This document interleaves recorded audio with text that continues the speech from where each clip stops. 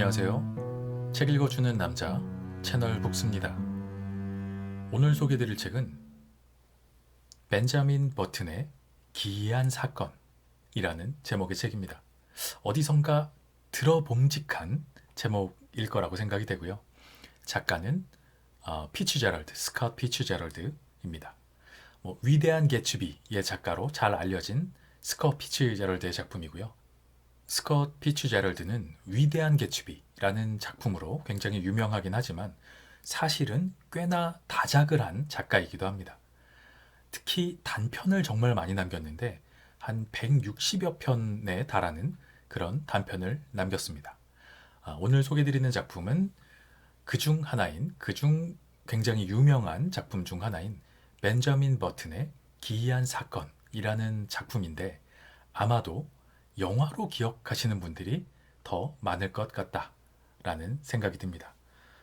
조금 제목이 다르지만 비슷한 제목의 영화가 있죠. 벤자민 버튼의 시간은 거꾸로 간다 라는 2009년도 영화고요. 브래드 피트가 주인공으로 열연했습니다. 원제는 벤자민 버튼의 기이한 사건이 맞습니다. 국내에 영화로 들어오면서 좀 제목을 좀 편집을 한 거고요. 사실은 영화도 제목은 The Curious Case of Benjamin Button이니까 벤자민 버튼의 기이한 사건이 맞습니다. 다만 우리나라로 수입하면서 영화 제목을 조금 더 직설적이고 흥미롭게 바꾼 그런 케이스입니다.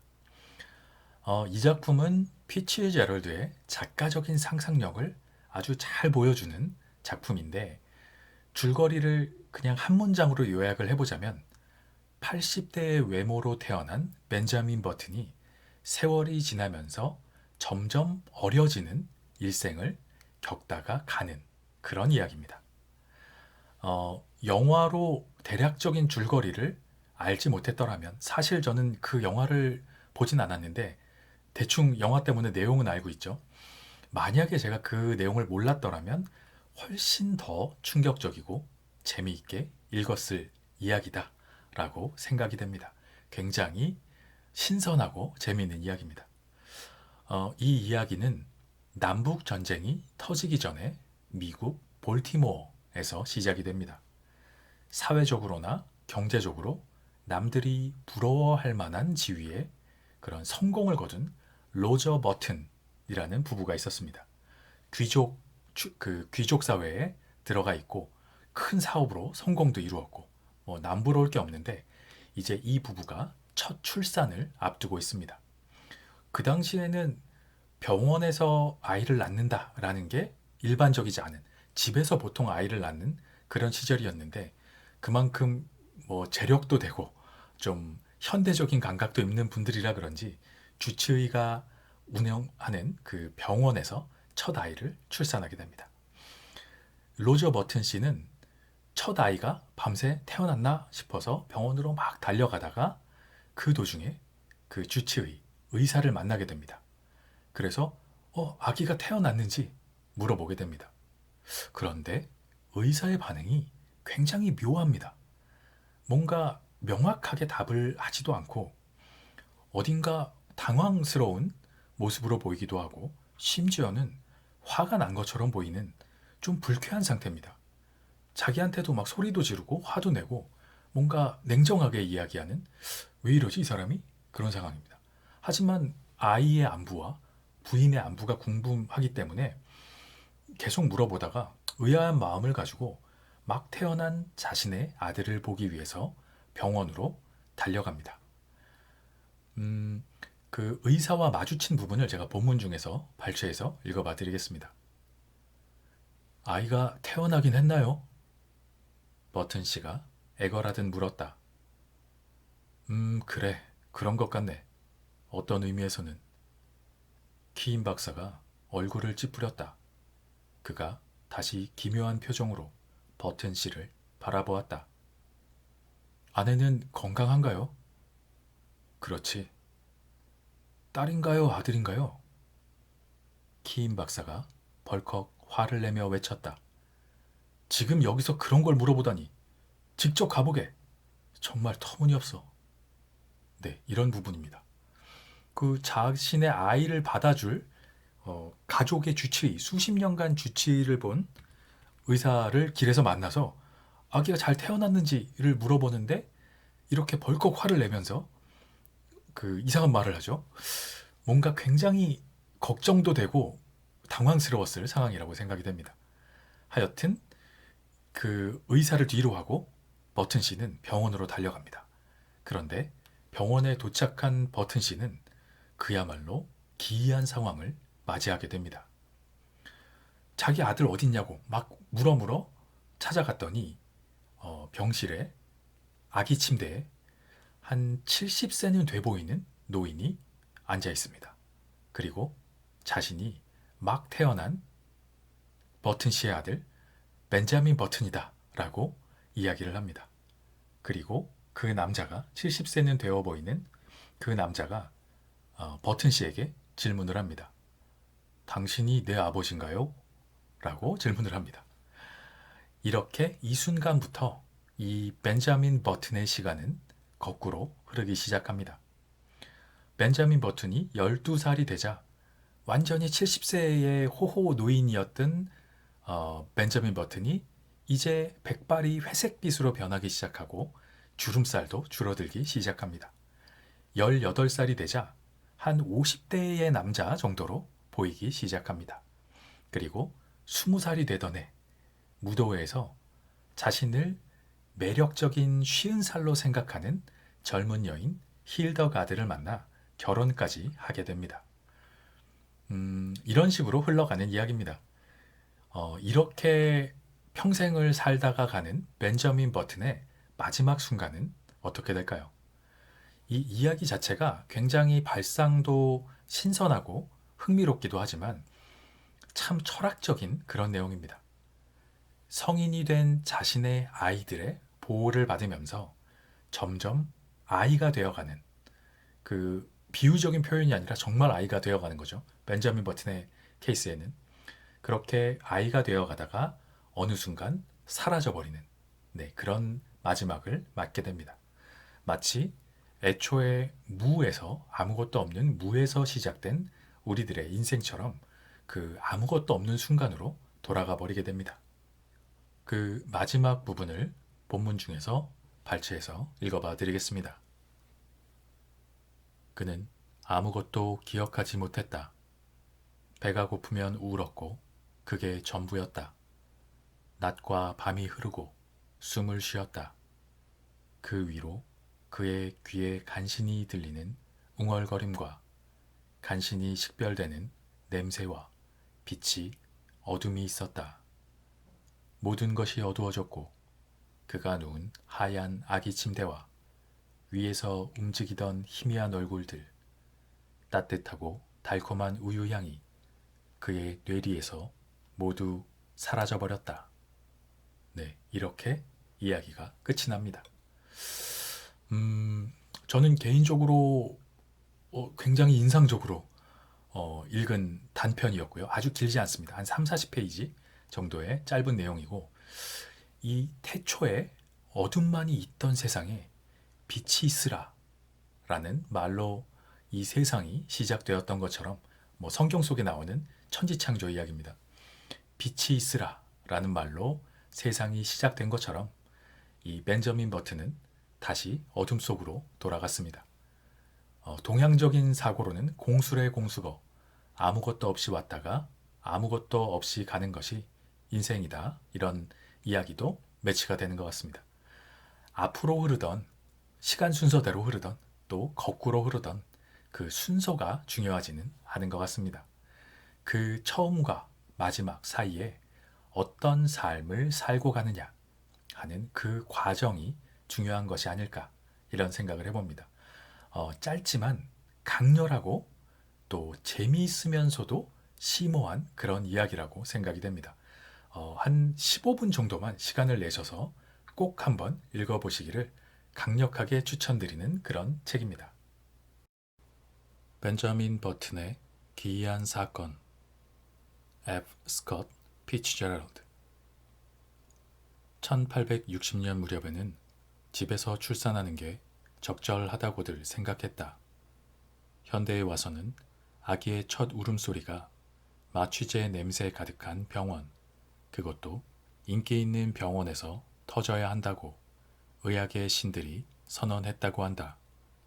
그러니 1860년의 어느 여름날에 젊은 로저 버튼 부부가 첫 아이를 병원에서 낳겠다고 결정한 사건은 거의 50년이나 시대를 앞선 셈이었다. 이러한 시대착오가 지금부터 내가 적어나갈 놀라운 역사와 어떤 관계가 있는지는 결코 밝혀지지 않으리라. 나는 어떤 상황이 벌어졌는지에 대해서만 설명하고 판단은 독자에게 맡기도록 하겠다. 남북전쟁이 터지기 전에 볼티모어에서 로저 버튼 부부는 사회적으로나 경제적으로 남들이 부러워할 만한 지위를 누렸다. 그들은 명망 있는 이런저런 가문과 친척인 덕으로 남부 연방에 주로 거주하는 대규모 귀족 계급에 낄 수 있었다. 아이를 낳는 매력적이고도 오랜 관습을 처음 경험하는 것이어서 버튼 씨는 당연히 예민해졌다. 그는 사내 아이를 낳아서 코네티컷의 예일 대학교에 보냈으면 했다. 그는 그 제도권에서 4년 동안 커프라는 별명으로 지냈다. 이 엄청난 사건이 일어난 9월의 어느 아침에 그는 6시에 일어나 긴장된 심정으로 말끔하게 옷을 갈아입고 볼티모어 거리를 지나 병원까지 서둘러 달려갔다. 밤새 새로운 생명의 꽃이 피어났는지 확인하고 싶었다. 메릴랜드 신사숙녀 개인병원을 100m 정도 앞에 두었을 무렵 그는 가정의 키인 씨를 보았다. 의사는 앞쪽 계단을 내려오면서 손을 씻듯이 두 손을 비볐다. 의사라는 직업상 갖게 되는 윤리의식에서 나온 행동이었다. 로저 버튼 철물 도매 회사의 회장인 로저 버튼 씨는 그 아름다운 시대의 남부 신사라면 응당 보여야 할 위엄을 제대로 갖추지 못하고 키인 씨에게 달려가며 외쳤다. 키인 선생님! 키인 선생님! 의사는 그의 목소리를 듣고 뒤를 돌아보더니 냉정하고 불쾌한 얼굴에 기묘한 표정을 지으며 기다려 주었다. 버튼 씨가 숨을 가쁘게 몰아쉬면서 물었다. 어떻게 되었습니까? 뭐죠? 아내는 어떤가요? 딸인가요? 아니면 아들인가요? 어떤... 정신 좀 차리게. 키인 박사가 냉정하게 말했다. 좀 화가 난 것 같았다. 아이가 태어나긴 했나요? 버튼 씨가 애걸하듯 물었다. 그래. 그런 것 같네. 어떤 의미에서는. 키인 박사가 얼굴을 찌푸렸다. 그가 다시 기묘한 표정으로 버튼 씨를 바라보았다. 아내는 건강한가요? 그렇지. 딸인가요? 아들인가요? 키인 박사가 벌컥 화를 내며 외쳤다. 지금 여기에서 그런 걸 묻다니. 직접 가보게. 정말 터무니없어. 그는 마지막 단어를 거의 한 음절로 말하더니 몸을 돌리며 중얼거렸다. 이런 사례가 의사로서의 내 평판에 도움이 될 거라고 생각하나? 이런 일이 한 번만 더 있다가는 난 망할 거야. 아니, 누구라도. 무슨 일이죠? 새쌍둥인가요? 버튼 씨가 공포에 질려 물었다. 의사가 잘라 말했다. 아니, 새쌍둥이는 아니네. 그보다 더하지. 직접 가서 보고 다른 의사를 알아보게. 자네를 이 세상에 들여놓은 이후로 40년간 자네 집안의 주치의 노릇을 했지만 이젠 끝이야. 자네나 자네 친척 누구도 보고 싶지 않아. 잘 가게. 의사는 몸을 돌려 보도 연석에 서 있던 쌍두 사륜마차에 올라타더니 마차를 몰고 휙 가버렸다. 버튼 씨는 보도에 멍하니 서 있었다. 머리끝부터 발끝까지 덜덜 떨렸다. 도대체 얼마나 끔찍한 일이 벌어진 것일까? 메릴랜드 신사숙녀 개인 병원으로 들어가고 싶은 마음도 완전히 사라졌다. 그는 잠시 후 간신히 계단을 올라 힘들게 병원 문을 열었다. 어둑한 홀의 탁자 뒤에 간호사가 앉아 있었다. 버튼 씨는 수치스러운 마음을 누르며 간호사에게 다가갔다. 안녕하세요. 그녀는 즐겁게 그를 바라보며 물었다. 안녕하세요. 저는 버튼이라고 합니다. 그의 말을 듣자마자 간호사의 얼굴에 공포의 표정이 퍼졌다. 그녀는 벌떡 일어나 달아나 버리고 싶은 충동을 간신히 참는 것 같았다. 내 아이를 보고 싶은데요. 버튼 씨가 말했다. 간호사가 작게 소리를 질렀다. 아, 물론 그러셔야죠. 그녀가 신경질적으로 외쳤다. 2층이요. 바로 올라가세요. 간호사가 2층을 가리키자 버튼 씨는 식은땀으로 범벅이 된 채 비틀거리며 몸을 돌려 2층으로 올라가기 시작했다. 그가 2층에 올라갔을 때 대야를 든 한 간호사가 그 옆을 지나쳤다. 그가 또박또박 자기 이름을 밝혔다. 저는 버튼이라고 합니다. 네. 쿵. 대야가 소리를 내며 떨어져 계단 쪽으로 굴렀다. 쿵, 쿵. 대야는 이 신사가 일으킨 전반적인 공포를 나누기라도 하듯이 규칙적으로 굴러갔다. 내 아이를 보고 싶소. 버튼 씨가 발악하듯 외쳤다. 거의 실신할 지경이었다. 쾅. 대야가 아래층 바닥에 떨어졌다. 간호사는 다시 감정을 억누르며 버튼 씨에게 진심으로 경멸의 눈길을 던졌다. 그녀가 거친 목소리로 말했다. 좋습니다, 버튼 씨. 아주 좋다고요. 오늘 아침 내내 그 아기가 우리를 어떤 지경으로 몰았는지 알긴 아세요? 정말 터무니없어요. 병원은 이제 절대로 과거의 명성을 누리지 못할 거예요. 그런 일이... 그가 쉰 목소리로 외쳤다. 얼른요. 더 이상 못 참겠어요.